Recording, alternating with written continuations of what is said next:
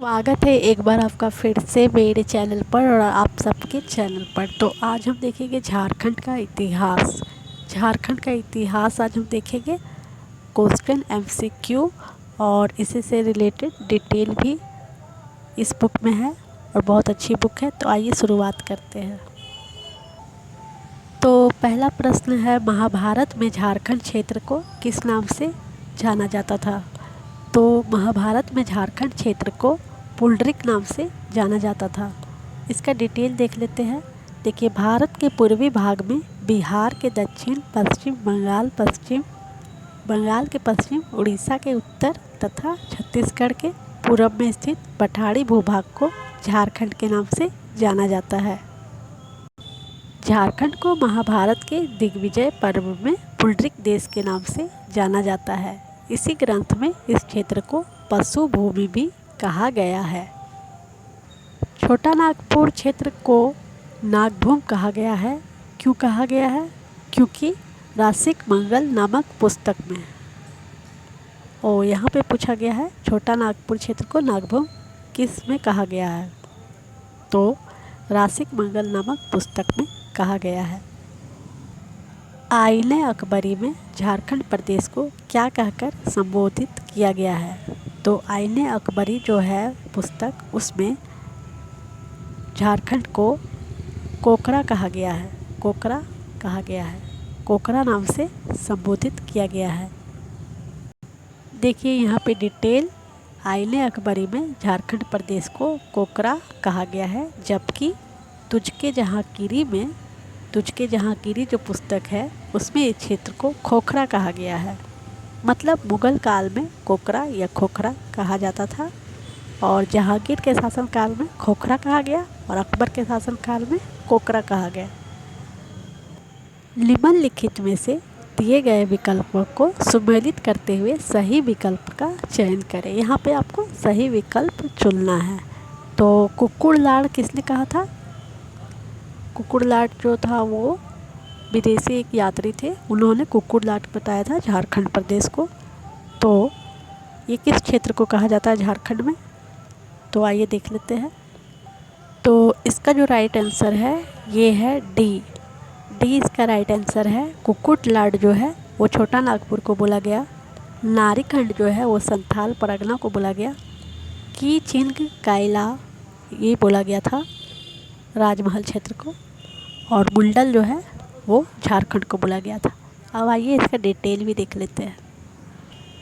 देखिए, चीनी यात्री फाहियान ने छोटा नागपुर क्षेत्र के लिए कुक्कुड़लाट शब्द का प्रयोग किया है। प्राचीन काल के में संथाल परगना का क्षेत्र नारीखंड के नाम से जाना जाता था। चीनी यात्री हेनसांग जो आया था हर्षवर्धन के शासनकाल में, हेनसांग ने राजमहल क्षेत्र को क्या बोला था? केन चिंग कायला के नाम से संबोधित किया था, जबकि टॉलेमी ने झारखंड को बुल्डल कहा था। बुल्डल कहा था किसने? टॉलेमी ने। अगला है, झारखंड क्षेत्र में बुल्डाओं का आगमन कब माना जाता है? तो ये माना गया 600 ईसा पूर्व। तो इसकी व्याख्या भी देख लेते हैं। झारखंड में बुल्डाओं का आगमन 600 ईसा पूर्व हुआ था। बुल्डाओं के बारे में कहा जाता है कि ये लोग पहले मध्य भारत में रहते थे और ये लोग आर्यों के आगमन के पश्चात छोटा नागपुर में आकर बस गए थे। निम्नलिखित में से किस ग्रंथ में छोटा नागपुर क्षेत्र को झारखंड कहा गया है? तो छोटा नागपुर क्षेत्र को जो झारखंड कहा गया वो अकबरनामा में कहा गया। और अकबरनामा जो किसने लिखा था? अब्बुल फजल जो अकबर का दरबारी था, लेखक कवि थे, उन्होंने अकबरनामा लिखा था और छोटा नागपुर को उन्होंने झारखंड कहा था, उल्लेख किया था अपनी पुस्तक अकबरनामा में। अगला देखिए, छोटा नागपुर का उल्लेख अशोक के अभिलेख में किस नाम से था? तो अशोक का अभिलेख में छोटा नागपुर को अटावी कहा गया था। छोटा नागपुर का उल्लेख मौर्य सम्राट अशोक ने 13वें अभिलेख में अटावी नाम से किया गया है। इसमें कहा गया था कि कलिंग के समीपवर्ती, कलिंग जो उड़ीसा के आसपास है, उसके समीपवर्ती जनजातियों को धर्म का आचरण करना चाहिए। देखिए इसका डिटेल जो है, ये सारा डिटेल ये बहुत ही ज़्यादा इम्पोर्टेंट है। डिटेल से भी क्वेश्चन बन सकते हैं। जैसे धर्म का आचरण करने के लिए कहा गया था, ये भी डिटेल में बहुत ही इम्पोर्टेंट है, आप इसे याद रखिएगा। निम्नलिखित में से किसने छोटा नागपुर क्षेत्र में बौद्ध धर्म स्थलों को नष्ट कर दिया था? तो जैसा कि आपने पढ़ा होगा इतिहास में कि शशांक जो एक शासक था बंगाल का, उसने बौद्ध धर्म को नष्ट करने का कार्य किया था, बौद्ध धर्म के स्थलों को ध्वस्त किया था, क्योंकि वो हिंदू धर्म को प्रचार करता था और उसे ये नहीं चाहिए था कि कोई बौद्ध धर्म आकर यहाँ पे अपना प्रचार करे। तो यहाँ पे हम डिटेल देख लेते हैं। तो देखिए डिटेल है, गौड़ नरेश शशांक बंगाल का शासक था। ये हर्षवर्धन के टाइम में, हर्षवर्धन के साथ इसका युद्ध चलता रहता था। आप इतिहास अगर पढ़ेंगे तो आपको इसका पूरा डिटेल पता चलेगा। तो गौड़ नरेश जो शशांक था बंगाल का शासक था, जिसने अपनी शक्ति से बिहार और उड़ीसा को जीत लिया था। इसने छोटा नागपुर क्षेत्र से बौद्ध धर्म का सामूल नाश करने हेतु उत्पीड़न की नीति अपनाई। यहाँ तक कि शशांक ने बोध गया स्थित उस बोधि वृक्ष को भी कटवा दिया था जिसके नीचे भगवान बुद्ध को ज्ञान की प्राप्ति हुई थी। उसने कई बौद्ध चेतियों को तोड़वाकर हिंदू मंदिरों का निर्माण कराया था। तो ये प्रश्न भी बनता है इतिहास में कई बार कि शशांक है सो कहाँ का शासक था? तो ये बंगाल का था और ये गौड़ नरेश था। नागवंश का आदि पुरुष किसे माना जाता है? तो ये तो कई बार आ चुका है एग्ज़ाम में और कभी भी पूछ भी सकता है, क्योंकि ये झारखंड के लिए बहुत ही ज़्यादा इम्पोर्टेंट है। तो नागवंश का जो आदि पुरुष है वो फणिमुकुट राय है। तो इसका डिटेल देख लेते हैं। तो इसका जो डिटेल है, तो फणिमुकुट राय को नागवंश का आदि पुरुष माना जाता है। यानी कि फणिमुकुट राय जो थे वो नागवंश की स्थापना की थी, सबसे पुराने राजा थे। इन्होंने प्रथम शताब्दी में छोटा नागपुर क्षेत्र में नागवंशी शासन की स्थापना की तथा सुतियांबे को अपनी राजधानी बनाई और यहाँ पे उन्होंने एक सूर्य मंदिर का निर्माण करवाया। तो ये भी प्रश्न पूछा जाता है कि सुतियांबे को राजधानी किसने बनाया था? तो फणिमुकुट राय ने बनाया था, जो नागवंश के आदि पुरुष कहे जाते हैं। चलिए अगला देखते हैं। छोटा नागपुर के जनजातीय क्षेत्रों के लिए झारखंड शब्द का पहली बार प्रयोग कब हुआ था? तो पहली बार जो प्रयोग हुआ है 13वीं सदी के एक ताम्रपत्र में हुआ है। प्रयोग यहाँ पे याद रखिएगा, शब्द का पहली बार प्रयोग लिखा गया है, झारखंड शब्द का प्रयोग तो 13वीं सदी के ताम्रपत्र में। तो इसका जो डिटेल है, छोटा नागपुर के जनजातीय क्षेत्रों के लिए झारखंड शब्द का प्रयोग पहली बार मध्यकाल में 13वीं सदी के एक ताम्रपत्र में हुआ। इस काल में यह क्षेत्र एक पृथक भूखंड के रूप में संगठित हुआ था। ये देखिए, ये बहुत ही ज़्यादा इम्पोर्टेंट है। इसको नामक पुरातात्विक स्थल झारखंड के किस जिले में स्थित है? इसको जो एक यहाँ पर इसको जो है हजारीबाग में है ये। तो इसका डिटेल देख लेते हैं। तो इसका डिटेल देख लीजिए, झारखंड के हजारीबाग जिले में इसको नामक स्थान में एक बड़े शिलाखंड पर आदि मानव द्वारा निर्मित चित्र, शैल चित्र, दीर्घा, विशाल खुला सूर्य मंदिर, गुफा आदि मिला है। और यहाँ पे खगोलीय जो होती थी घटना, इसे देखा जाता था यहाँ पे पुराने ज़माने में। तो देखिए इसको के चित्र दीर्घा में अंतरिक्ष यान, अंतरिक्ष मानव, नक्षत्र मंडल आदि के बहुत सारे चित्र अंकित किए गए हैं। इसके अलावा यहाँ भूल भुलैया जैसी आकृति भी पाई गई है। तो उस समय शायद यहाँ कोई रिसर्च सेंटर था स्पेस का, तो इसको इसीलिए बनाया गया था। इसको जो क्षेत्र है, इसको नामक जो स्थान है, इसीलिए बनाया गया था। तो देखिए ये भी ज़्यादा इम्पोर्टेंट है कि पारसनाथ एक महत्वपूर्ण ऐतिहासिक एवं धार्मिक स्थल है। किसका? जैनियों का, जैन लोगों का पारसनाथ एक महत्वपूर्ण ऐतिहासिक धार्मिक स्थल है। इसका डिटेल देख लेते हैं।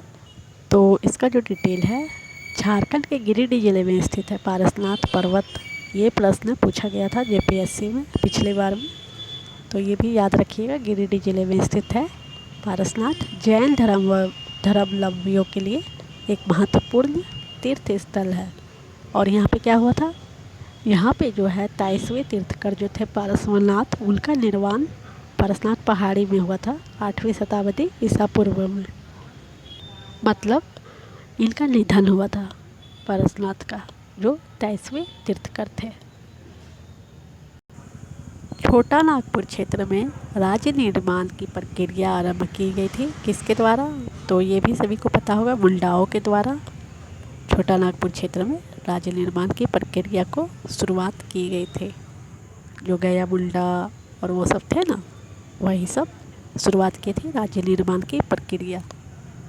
तो देखिए यहाँ पे डिटेल देख लेते हैं। झारखंड में मुंडाओं का आगमन 600 ईसा पूर्व में हुआ था। ये लोग पहले मध्य भारत में रहते थे। आर्यों के आगमन के पश्चात ये छोटा नागपुर में आकर बस गए। और ईसा मुंडा ने कहीं कहीं गया मुंडा भी पढ़ाता है इसमें। ईसा मुंडा ने छोटा नागपुर क्षेत्र में राज्य निर्माण की प्रक्रिया आरंभ की और सुतिया पाहन नामक योग्य शासक के नेतृत्व में मुंडाओं ने सुतिया नागखंड नामक राज्य की स्थापना की। कालांतर में मुंडाओं द्वारा अपने राज्य का हस्तांतरण नागवंशियों को कर दिया गया। नागवंशी वही जो आदि पुरुष फनी मुकुट राय थे। और प्रथम नागवंशी शासक किसे बनाया गया, फनी मुकुट राय को। तो मुंडाओं ने क्या किया, मुंडाओं ने पहले राज्य निर्माण की प्रक्रिया शुरू की, उसके बाद उसने हस्तांतरित कर दिया किन्हें, नागवंशियों, और राजा बना दिया फनी मुकुट राय को। और फनी मुकुट राय जो थे वो सुतियांबे को अपनी राजधानी बनाए। तो इतना क्लियर हो गया यहाँ पे। झारखंड के प्राचीन राजवंशों के शासन क्षेत्र राज्य क्षेत्र के संदर्भ में निम्नलिखित में कौन सा एक सही नहीं है। तो इनमें से क्या सही नहीं है बोला गया है। तो छोटा नागपुर में जो थे वो छोटा नागपुर नागवंश रहते थे। पलामू में रक्सेल रहते थे और सिंहभूम में चेरो नहीं रहते थे। सिंहभूम में सिंह वंश का राज था। ठीक है, ये आपको हमेशा याद रखना है क्योंकि प्रश्न कहीं से भी बन सकते हैं। और अगर आप इजी से याद करना चाहते हैं तो आप विद्रोह जो हुआ था यहाँ पे झारखंड निर्माण के समय में और स्वतंत्रता संग्राम के समय में, तो विद्रोह जो हुआ था तो सिंहभूम में किसने विद्रोह किया था, अर्जुन सिंह ने। अर्जुन सिंह थे। तो इस प्रकार आप याद रख सकते हैं, सिंहभूम के सिंह वंश का निवास था। मतलब सिंह वंश का शासन चलता था सिंहभूम में। झारखंड क्षेत्र में प्राचीन काल में राज्य निर्माण के कार्य मुंडाओं ने शुरू किया था। ये तो मैंने बताई अभी। बाद में अन्य राजवंशों ने, छोटा नागपुर के नागवंश थे, छोटा नागपुर में नागवंश वही फनी मुकुट राय जो मैं बताई। पलामू में रक्सेल थे और चेर थे। कहाँ थे रक्सेल और चेर, पलामू में। और सिंहभूम क्षेत्र में कौन थे, सिंह थे। सिंहभूम, जाहिर सी बात है सिंह वंश हो गए। सिंह यहाँ पे भी फर्स्ट में, सिंह यहाँ पे। इस प्रकार भी आप याद रख सकते हैं। ये देखिए रक्सेल वंश का शासन झारखंड के किस क्षेत्र में था, तो ये भी अभी बताई, पलामू में। पलामू में चेरो और रक्सेल थे, दोनों लड़ते रहते थे आपस में। तो इसका डिटेल देख लेते हैं। आरंभिक काल में पलामू क्षेत्र में रक्सेल वंश का शासन था। रक्सेल राजपूताना क्षेत्र में रोहतासगढ़ होते हुए पलामू पहुँचे थे। वे स्वयं को राजपूत कहते थे। रक्सेल जो थे राजपूत कहते थे अपने आप को। ये भी प्रश्न बहुत बार पूछा गया है। रक्सेलों का शासनकाल काफ़ी दिनों तक चला, लेकिन बाद में उन्हें चेरों द्वारा अपदस्थ कर दिया गया। मतलब चेरों ने इन्हें युद्ध करके हरा दिया था। अब देखिए यहाँ पे रामगढ़ राज्य के संस्थापक कौन थे, ये पूछा गया है। तो ये जो थे ये बागदेव थे। बागदेव रामगढ़ के ये थे संस्थापक। फनी मुकुट तो आपको पता है छोटा नागपुर। हंसदेव है खरगडीहा के, और फनी मुकुट कहाँ थे, छोटा नागपुर के। हंसराज देव खरगडीहा के। आइए इसका डिटेल देख लेते हैं। झारखंड में रामगढ़ राज्य की स्थापना 1368 ईस्वी के लगभग बागदेव सिंह ने की थी। पहले ये अपने बड़े भाई सिंह देव के साथ नागवंशी राजा की सेवा में लगे हुए थे। बागदेव सिंह सिसिया को अपनी पहली राजधानी बनाया। तो ये जो सारे डिटेल जो है, ये सारे डिटेल ये बहुत ही ज़्यादा इम्पोर्टेंट है। प्रश्न यहाँ से भी आपका बन सकता है, सिसिया को राजधानी किसने बनाया था? तो बागदेव सिंह ने पहली राजधानी बनाया था। तो देखिए ये प्रश्न फिर आ गया है, मध्यकाल में चेरों ने किसे अपदस्थ करके अपनी सत्ता स्थापित की थी? तो अभी अभी मैंने बताया कि जो मध्यकाल में थे, रक्सेल का शासन था पलामू में, उन्हें चेरों ने युद्ध करके हरा दिया था और अपना शासन पलामू में स्थापित कर दिया था। अब देखिए हजारीबाग क्षेत्र में सतगावा को अपनी राजधानी किसने बनाया था? तो ये बनाया था फिरोज़ शाह तुगलक ने। तो ये जो मुग़ल जो थे वो झारखंड में हजारीबाग क्षेत्र तक आ गए थे, सतगावा तक यहाँ पे शासन करने के लिए। और फिरोज़ शाह तुगलक, जिसे हम FST भी बोलते हैं, FST याद रखिएगा, हजारीबाग क्षेत्र तक अपना राज चलाया था और सतगावा को अपनी राजधानी बनाया था। तो दिल्ली के सुल्तान जो थे फिरोज़ शाह तुगलक ने, तुगलक वंश के थे ये, सॉरी मुग़ल ये नहीं थे, तुगलक सुल्तान थे तुगलक वंश के। तो दिल्ली के जो सुल्तान थे फिरोज़ शाह तुगलक ने छोटा नागपुर के हजारीबाग पर आक्रमण किया और सतगावा के इर्द गिर्द एक बड़े क्षेत्र पर अधिकार कर लिया। उसने जीते हुए क्षेत्र पर शासन कायम करते हुए सतगावा को अपनी राजधानी बनाई थी। ये प्रश्न भी पूछा गया है कि सतगावा को किसने अपनी राजधानी बनाई थी? तो फिरोज़ शाह तुगलक ने। अकबर ने किसके नेतृत्व में कोकरा के नागवंशी शासक के विरुद्ध सेना भेजी थी? तो अकबर ने शाहबाज को भेजा था। यहाँ पे ये सूबेदार था एक, इसे भेजा था नागवंशी राजाओं के विरुद्ध लड़ाई करने के लिए, झारखंड में भेजा था। तो इसका डिटेल देख लेते हैं। इसका डिटेल है, बिहार व बंगाल विजय के बाद अकबर ने 1550 ईस्वी में शाहबाज खान के नेतृत्व में कोकरा यानी कि झारखंड के नागवंशी शासक के विरुद्ध विजय प्राप्त करने हेतु सेना भेजी थी।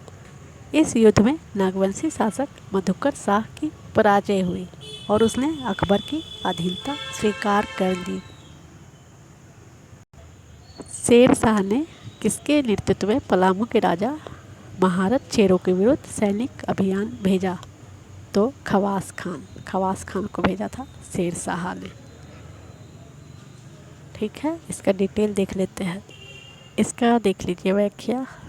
1538 ईस्वी में शेर शाह ने अपने सेनापति खवास खान को पलामू के राजा महारत चेरों के विरुद्ध सैनिक अभियान हेतु भेजा था। तो आपको पता है कि पलामू में चेरों और रक्सेलों का राज था ना। तो महारत चेरों कहाँ के राजा थे? पलामू के। तो अहमद यादगार ने अपनी पुस्तक तारीख़ शाही तथा अब्बास खान सरवानी ने तारीख़ शेर शाही में शेर शाह के इस अभियान का वर्णन किया है। अहमद यादगार के अनुसार शेर शाह के इस आक्रमण का उद्देश्य श्याम सुंदर नामक सफ़ेद हाथी को प्राप्त करना था।